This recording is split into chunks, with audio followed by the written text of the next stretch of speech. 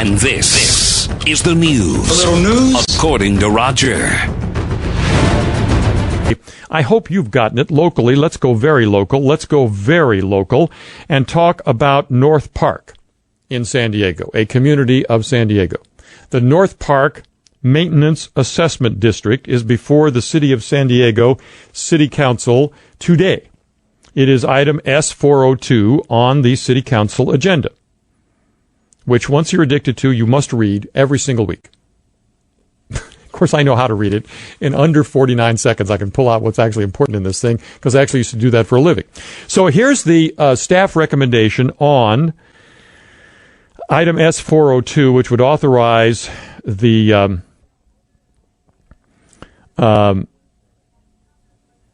increase in assessments. Now listen to the staff information given to the city council. All right, you're on the city council. Here's the staff report in summary. Now, they never summarize. They always go on and on and on, ad nauseum. And then dropped in the middle of it, when you're just as bored as can be, are two sentences that are actually the meat of the thing. Here are the two sentences that are the meat of the thing. Quote, because this is a pre-existing North Park maintenance district. It has been maintaining something for a long time and charging people in North Park for it. So here's the staff. Quote, projects authorized by the current district have been largely completed.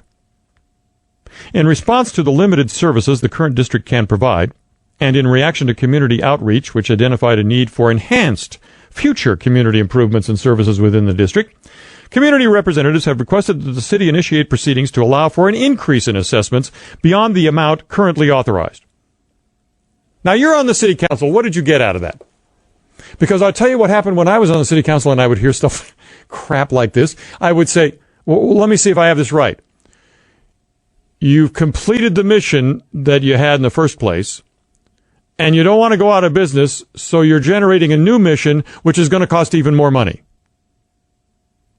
And they would always look at me going, ew, here's a guy who actually reads the backup. Oh, this is so painful. And they'd have to look at me with pained look on their face and go, yes, or if they were really good at it, they'd go, well, that's certainly a conclusion you can draw. However, and then they would go into some other obfuscation. And then you'd have to bring them back to the point, well, yeah, but you completed the mission and you're out of business. And now you want more money to gin up new mission, right?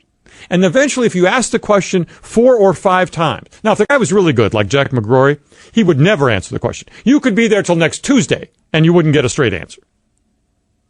But if the person was of limited, public school education, of limited background and experience in these things, once I was bearing down on the cross-examination, they'd finally get to the word yes in answer to my question, because it's true. They run out of things to do, so now they want more money to think of new things to do. So here's the staff recommendation. Number 1, adopt the resolution initiating proceedings for the augmentation of the North Park Maintenance Assessment District. Number 2, adopt the resolution preliminarily approving the engineer's report submitted in connection with the proposed augmentation of the North Park Maintenance Assessment District. Number 3, adopt the resolution of intention to augment the North Park Maintenance Assessment District and levy and collect fiscal year 2008 annual assessments on the North Park Maintenance Assessment District. Ladies and gentlemen, they're talking about assessing property owners $533,937.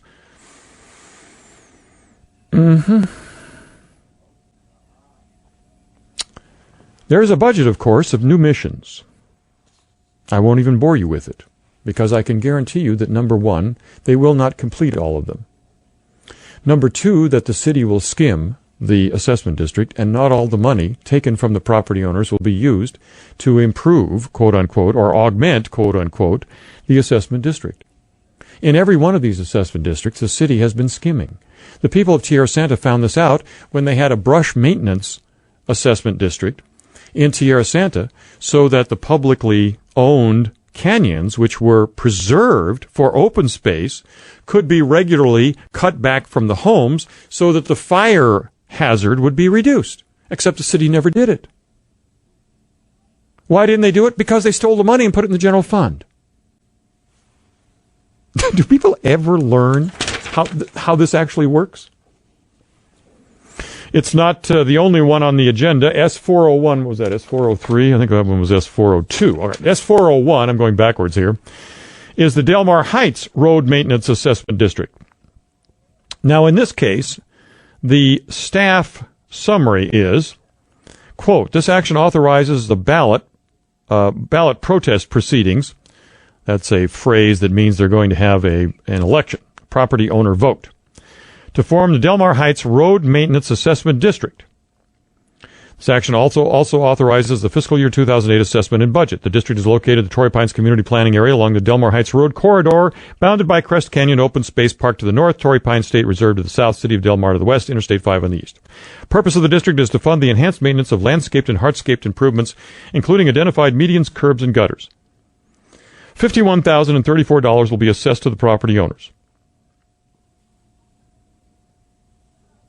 The city, it says in the backup, owns one assessable parcel within this district.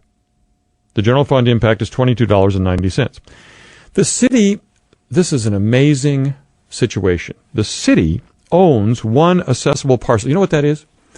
They have a lot next to Del Mar Heights Road and just east of the Crest Canyon Park. The lot used to be the temporary fire station. The new fire station was built, and the firemen moved over to the new fire station. The old fire station was a temporary kind of building and was taken down. The lot is still sitting there. Can you imagine if you owned an unimproved, empty lot in Del Mar Heights that you would not, A, build on it and sell it, or B, simply sell the lot? Why would you sit on an empty lot? It's the only one in the whole neighborhood in Del Mar Heights that has to be worth, let me pick a number somewhere, $600,000, $800,000 or more. Only this city could do that. Here's Tom in Del Mar. Actually, he was at the city council today. Hi, Tom. Hi, Roger. We were just down there doing the opponent statement for this thing they're trying to do with Del Mar Heights MAD, and I have a 2-page letter from the Howard Jarvis Taxpayers Association from their legal counsel saying they're violating Prop 218, and they pretty much brushed over that. Why are they violating 218, and what's the requirement? The requirements are general use or special use, and the general use that they're violating on this is that that road is a main thoroughfare. They even, in their own comments, said that this is an extension of I-5 going down to the coast. So they're violating a general use where they're doing a special assessment to the people who live in the area. Right. And also they have 2 school districts, Long's Drug Store and Safeway, voting on it, and it's all weighted on the ballot. So they've rigged the election.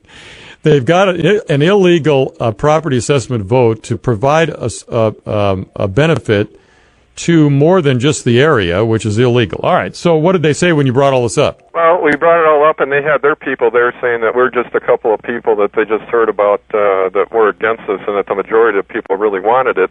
However, my wife and I, we got a list from the assessor's office of the people being balloted, which is about 1,700 parcels. We walked to every one of them and found about 600 people we talked to, maybe 5 of them actually wanted it, because when they presented it, they said, you want cement or you want plants? They didn't tell them that they're going to get a tax assessment district established because of it.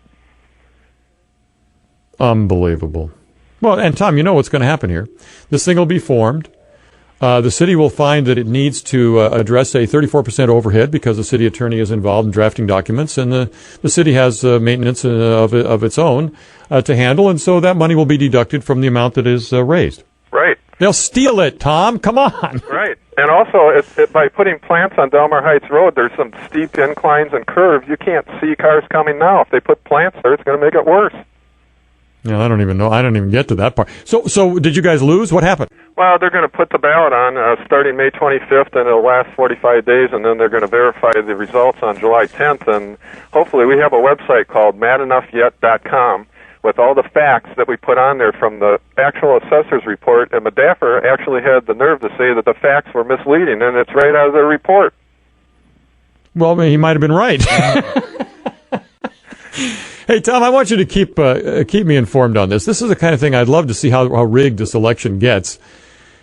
I'll be happy to keep you informed. Yeah, If you look at madenoughyet.com, you can keep informed we're going to try to keep that updated and put some video clips from this meeting and everything else on there. Oh, this is wonderful. I love this. All right, Tom, we will keep updated there, and we'll have it on the air, too, and follow up with you. Thanks for the call. Thank you.